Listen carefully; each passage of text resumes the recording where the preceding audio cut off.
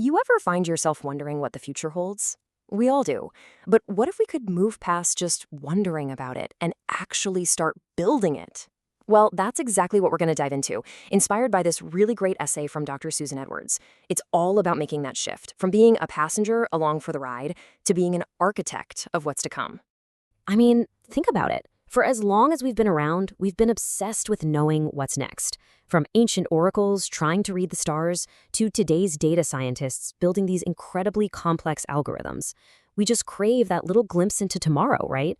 Maybe to get an edge, or maybe just for some peace of mind. And this desire, it's what drives progress. But as we're about to see, it's also where some of our biggest blind spots come from. Because here's the thing about predicting the future. It's really, really hard. I mean, even for some of the most brilliant minds in history, the track record is, well, a little mixed. And the reason why it's so difficult actually tells us a lot about where we keep going wrong. Okay, so this slide just nails the problem perfectly.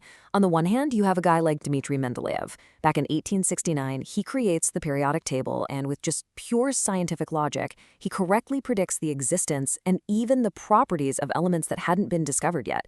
Amazing, right? But then on the other hand, you've got Nikola Tesla, a total genius at predicting technology. He imagined a global wireless system, handheld devices, even self-driving cars. But he was way, way off about how we'd use them. He thought all this tech would end war and completely change society in ways that never happened. And this T.S. Eliot quote, which Dr. Edwards points to in her essay, it just sums it all up.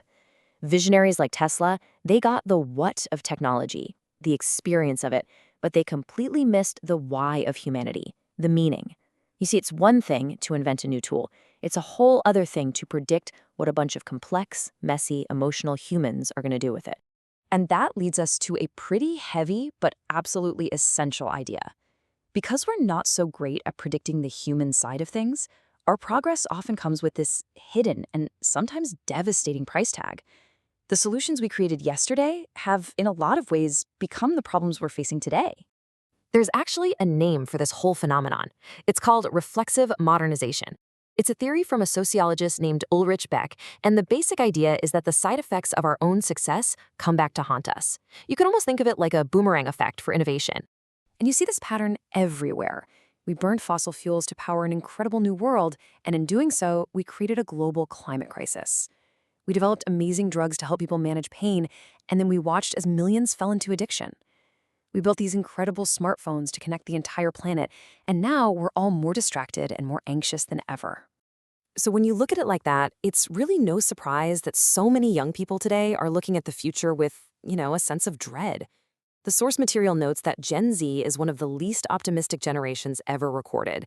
And really, can you blame them? They're the ones inheriting the bill for all of yesterday's progress. But here's the turn. It doesn't have to be this way. See, the whole point of imagining the future isn't to predict doom and gloom. It's to get to work. And the essay lays out this powerful toolkit of ideas, these new ways of thinking and working together that can actually help us design a much better tomorrow.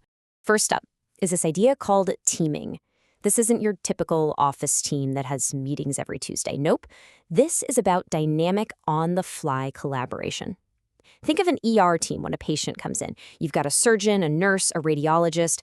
They might have never even met before, but they instantly swarm the problem together, coordinating their different skills to save a life. That's teaming. It's about pulling in expertise exactly when you need it, and it's the kind of fluid, adaptive problem solving we're going to need for the challenges ahead. Next, we've got moral ambition. Now, we all know what traditional ambition looks like. It's about climbing the ladder, right? Getting more money, more status. Moral ambition is different. It's about taking your talents and aiming them at making the world radically better. It's not just about, volunteering on a Saturday. It's about reorienting your whole life and career around solving a big problem. It changes the question from what can I get for myself to what's the biggest positive impact I can possibly have. And the third tool is solidarity. This one can feel a little abstract, but it's really about the very real, imaginative act of building a bigger us. Think about the global environmental movement. It brought together scientists, activists, farmers, and city dwellers, people who would probably never have met otherwise. Solidarity is just recognizing that our biggest problems, like climate change or pandemics, are shared problems, and shared problems demand shared action. It's about choosing to be curious instead of judgmental so we can build those powerful coalitions for change. Now, it's important to say, This isn't about some kind of naive, everything is fine optimism. The historian Rebecca Solnit puts it perfectly here. True hope actually embraces uncertainty. It's not like buying a lottery ticket and just wishing for the best. It's a commitment. It's that active, dedicated belief that a better world is possible, and the willingness to put in the work even when you don't know for sure how it's going to turn out. So this is where it all leads. Instead of trying to have all the answers about what the future will look like, maybe we should start by asking better questions. Because the questions we decide to ask together, well, those are what will actually shape the world we end up building. So let's start with this one. In a world that feels both super connected and deeply divided, how is our sense of who we are and how we relate to each other going to define what our society looks like? Or what about this fundamental tension? This is something we are wrestling with every single day, right? From public health to the economy, where does my individual freedom end and my responsibility to everyone else begin? How do we find that balance? And what about just the basic fabric of our lives? We're already seeing massive shifts with things like remote work, smart cities, new kinds of communities.